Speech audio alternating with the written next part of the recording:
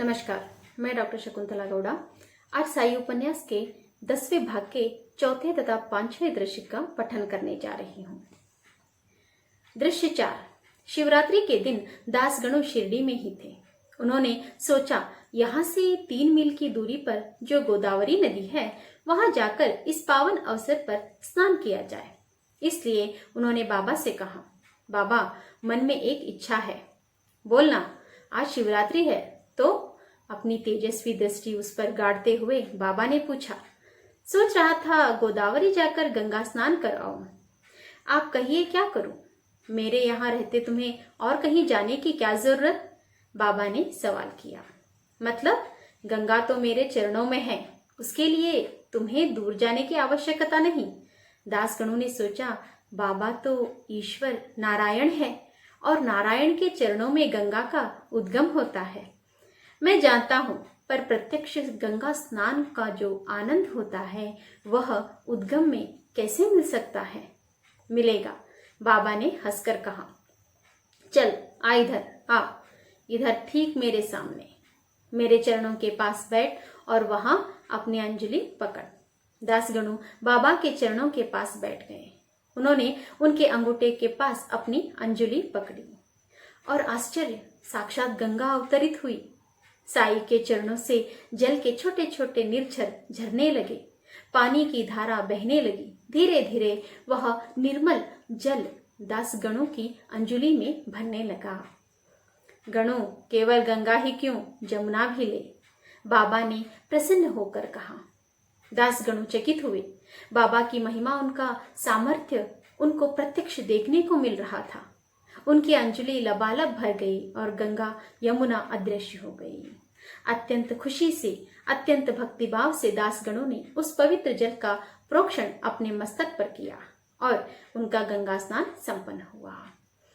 मस्तक से जब वह जल चेहरे पर टपकने लगा, उसमें उनकी आंखों से बहने वाले आंसू भी मिल गए।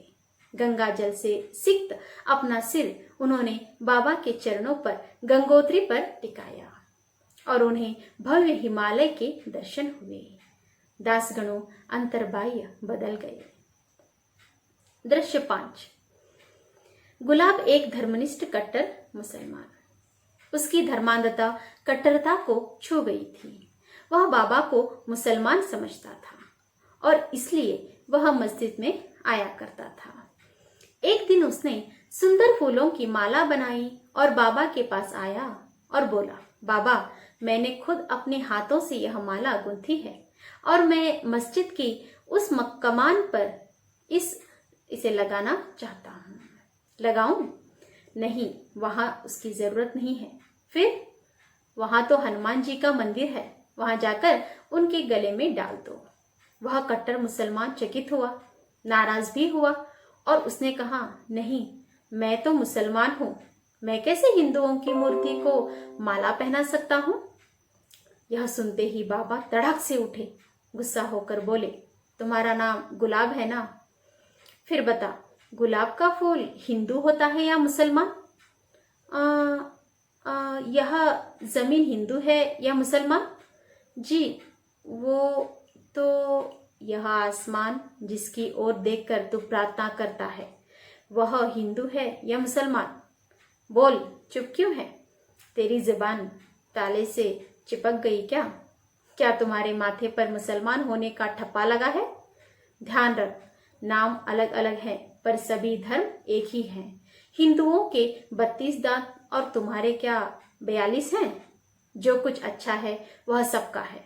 राम हो या रहीम, मोहम्मद हो या महावीर, हनुमान हो या हाजी, सब समान है।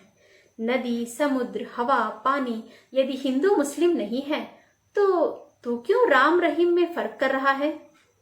पागलपन छोड़ और जा हनुमान जी को माला पहना। तुम्हें उनकी आंखों से अल्लाह की दुआ ही झरती दिखाई देगी। गुलाब की आंखें खुली, उसे पश्चाताप हुआ। धर्म के प्रति अपनी सारी गलतफहमी का कूड़ा उसने दूर कर लिया और बाबा से माफी मांगी। बाबा शांत हुए, कहा, जाओ जाओ। गुलाब हनुमान जी के मंदिर पहुंचा और उसने हनुमान जी को वह माला पहनाई। वह खुश था, उसकी आंखों से आंसू बह रहे थे और वह दृश्य देखने वालों की आंखों भी नम हो गई। धन्यवाद।